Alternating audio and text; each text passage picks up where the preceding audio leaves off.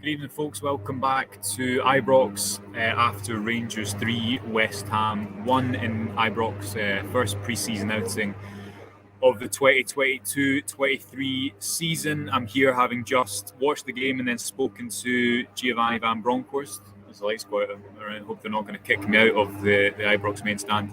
If you've got any questions on the game, on the press conference, do pop them in the comments section below, and I'll try to get through some of them. A quick summary of the game first for anyone who hasn't watched it. I think overall an encouraging 90 minutes for Rangers. I think it would be fair to summarise it as that. The first 45 minutes, pretty fluid from middle to front in terms of building out under pressure. I thought they were good. Difficulties arose in terms of actually creating chances. I didn't think that there wasn't really any chances that come to note in the first half. Lucas Fabianski and the West Ham goal wasn't tested whatsoever, but there was promising signs, and I think what you did see is similar to the Blackpool game. Rangers look far more coherent, I think, as a team, kind of building play and look a lot more structured, obviously benefiting from some substantial time on the training pitch in pre-season. After the break, the impact of two summer signings was pretty immediate in Rabbi Matondo and Tom Lawrence. Tom Lawrence got 2 assists and scored the first. Rabbi Matondo set up Lawrence. I must have been about a minute after the restart. A break down the right, Tavernier slid the ball in. Matondo timed his run really nicely, cut it back for Lawrence, who was arriving into the penalty box, finished into the near corner. Maybe 2 minutes after, I can't remember off the top of my head, but certainly before the 50-minute mark, it was 2. The ball was worked from the right side again to the left this time. It was Lawrence playing the ball into Ryan Kent, who finished a really strong finish on his left foot. Doesn't score a lot of goals from that left wing position, Ryan Kent, so encouraging to see him get on the score sheet. And then it was 3-0, and it was Matondo, the other substitute. This time it was Lawrence who set him up again. Good play down the right, a good finish over Fabianski. And it was fitting, I think, that it was the 2 signings in those 2 areas of the pitch that Rangers really needed quality have arrived in this window, and certainly all based on its pre-season and all the caveats that come with that. But that was a competitive game today against a really good West Ham United side. And I thought right after the break, the first half Rangers are playing Glenn Kamara in that number 10 position and Scott Wright, similar to what happened last season, and similar to what happened last season, there wasn't that cutting edge, there wasn't a real goal threat. You see the immediate difference with a player like Lawrence, who maybe isn't the technician that Kamara is, but he is going to arrive in the box and get you those goals. Matondo looked, like a real quality player in bursts. I thought he timed his movement really well for the first goal. His cutback was excellent. It was precise. He appears a pretty intelligent player. I mean, some of the people that I've spoken to about his time in Germany would maybe have questioned that and said he lacked a bit of end product, but he looked really composed for that opening goal. And I think in summarising, and this is kind of what for the piece I'm writing for the website tomorrow, is what I'm kind of landing on is it's encouraged. If you're looking for encouraging signs from pre-season, you'd say Rangers as a team, they look far more structured in terms of what they're doing. Both the fullbacks were going high, the centre-backs splitting wide, the 2 midfielders dropping in to help play. I thought the tempo was really good. And in middle to front, they were baiting the West Ham press a lot. John McLaughlin caused a couple of nervy moments, or what would have been nervy moments on a league game. But they managed to play through the press pretty well, and Van Bronckhorst just speaking about that in the press conference, he was saying, look, it is a risk admitting that, but if you play through that, you have the whole pitch to transition into. And I think the key thing to point out is that Van Bronckhorst hasn't really had his type of players in the door so far, players that are suited to his maybe more direct style. The Gerrard and the likes of Matondo tonight, his pace and over those distances, but also Lawrence arriving in the box, being someone that's going to be a goal threat from that number 10 position, was really promising. So some promising signs, as Andy says. That was a very impressive against the quality English Premier League side. And again, it's pre-season. Rangers beat Real Madrid here last season, who would go on to win the Champions League, but that was a strong West Ham team. Not far away from their full strength team, I think you'd say. Certainly a lot of players like Declan Rice, Jared Bowen, Mikel Antonio, Ben Rama, Fornals, a lot of players that start from week in, week out in the Premiership. You could see how well organised they were. As I say, I think Rangers played through the press pretty well, and it wasn't until the 70-minute mark that West Ham enjoyed a kind of stronger 20-minute spell after they'd went 3 behind, and they did get a goal back from a corner. It's an area they're notoriously strong from. I should say as well, I'm interested to know what everyone else thinks, but I thought James Sands, we've spoken about him on the podcast the last couple of days, I thought he broke the press well for the second goal, and in general was impressive. Used the ball well, strong enough in tackles, so I'm sure Van Bronckhorst will be happy with that. There's Johnny McFarlane causing mischief just back from the press conference. We've allowed him out of his bedroom for one game and one game only. Duncan says, "Evening, Josh. Can't wait to get back to Ibrox on Saturday. I'll be here as well, Duncan. Looking forward to that. Another really good test against Premier League opposition." Alexander getting in touch to say this felt more like the 2021 Rangers with good tempo. I think that's a really good point. Tempo is something that can be a bit of an intangible at points. It's sometimes quite hard to measure. But if you look at the way, again, that Rangers played through the pitch, there was one chance, maybe about 65 minutes, where Rangers build up on the right. They get the ball into Matondo, who plays the ball first time through pressure. They move the ball to the left. I think it was a Barisic cross eventually, and Barisic as well. I thought he was really good today. But again, that seems to be what Van Bronckhorst really wants his team to do, is to overplay sometimes what people would call overplaying in the first phase of the pitch, and then make up and take advantage of the space higher up when the other team have obviously maybe committed 6 or 7 bodies to try and win the ball back, and his team did that really successfully. Stuart gets in touch to say Lawrence was good when he came on, Kamara was better next to Lundstrom, Barisic was good, and Matondo exciting. I totally agree with you, Stuart. I thought Kamara showed some nice touches in that number 10 position, but ultimately I don't think he's going to score you the type of goals that Lawrence does. Maybe for different types of games.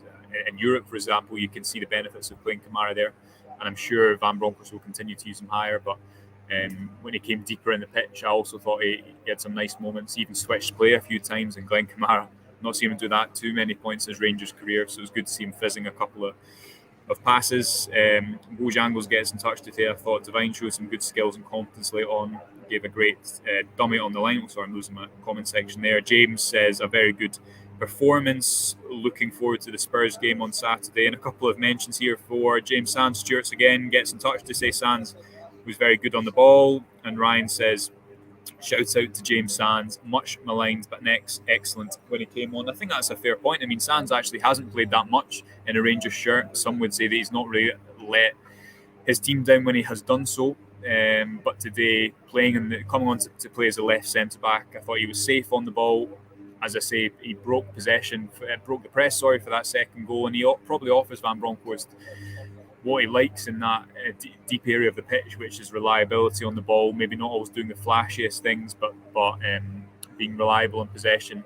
So I'm sure that will do him absolutely no harm, and it's certainly probably the first time I can remember after a game where people have started to maybe I can see what this guy can offer. And it's important to remember that he's not had many starts, but definitely a very capable player on the ball, and it'll be interesting to see how he does for the rest of the season. We Other People gets in touch. Looking good tonight, only a friendly, but always good to beat a decent side playing their best team. It's a good point. It was a strong West Ham team. It's only a friendly, but if Rangers had got beat 3-0 here, I'm sure there would be some concern. Of course, you can learn some things from friendlies, and it's no bad thing if the team's looking sharp and there's plenty of options within it. Rob gets in touch to say Lawrence and Matondo starters for next season. It's a good point, Rob, because I was speaking to a couple of people before the game in the press box, and we were looking at that starting lineup and that midfield and thinking, not the most offensively gifted midfield you'll ever see. But Lawrence coming off the bench, Matondo coming off the bench, you start to see that with Tillman as well there, Davis, who was obviously alongside Tillman, was kind of presented to the crowd beforehand. Rangers have strengthened in some key areas, and obviously replacing Basti and Rebo will be difficult. They're players who played so much for Rangers last season and were so important to their style of play.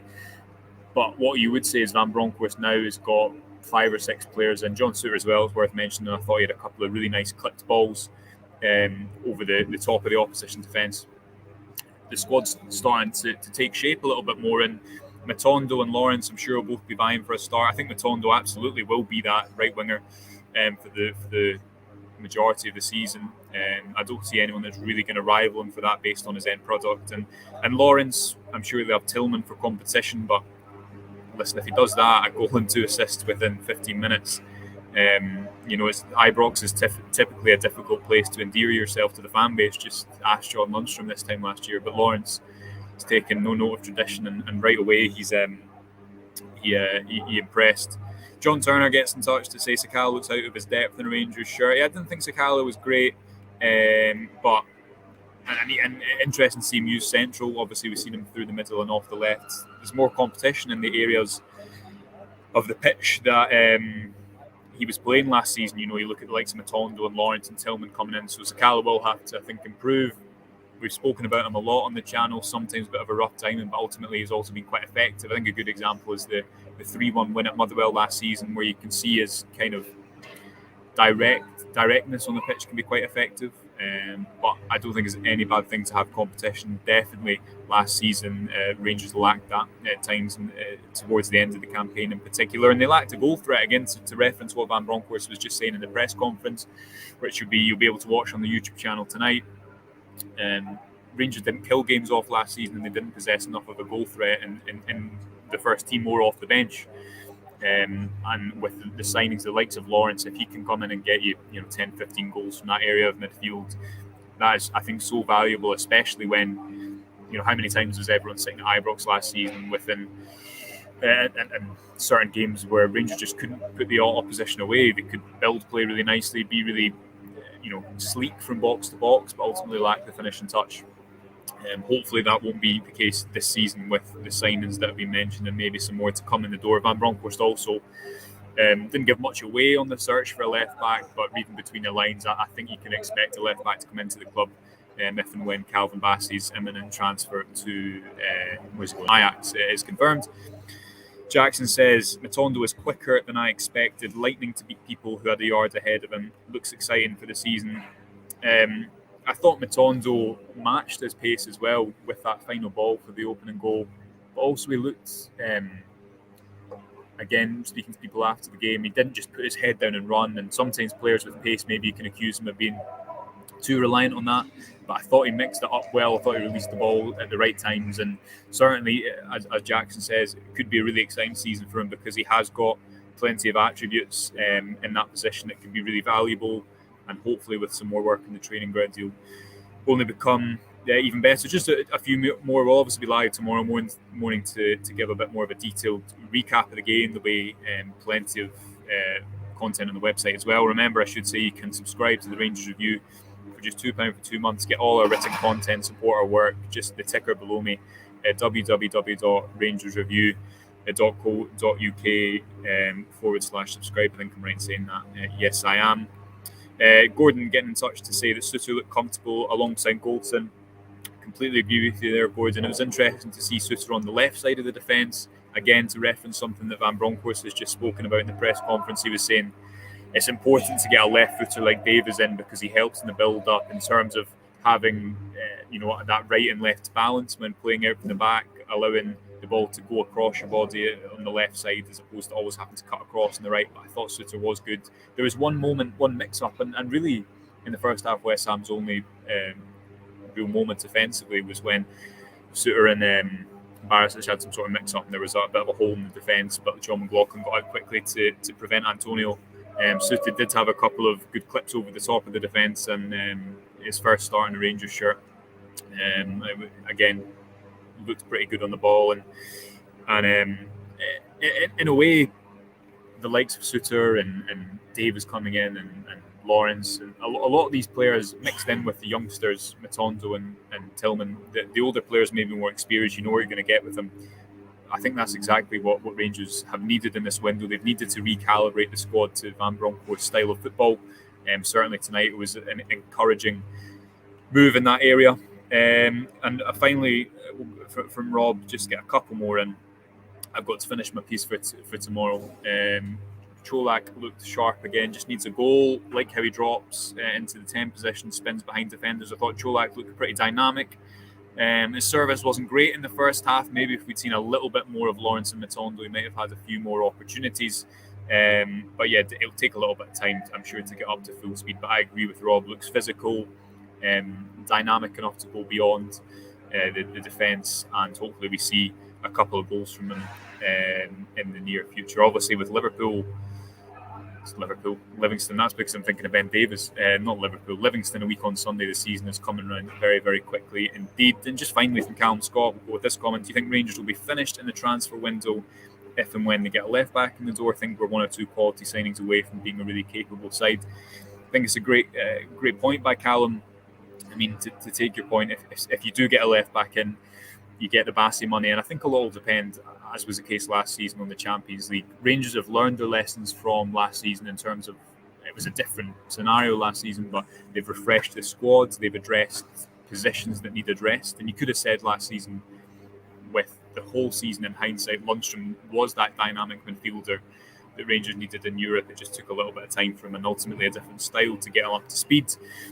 But I think it very much depends on the Champions League. I think if you get that left back in,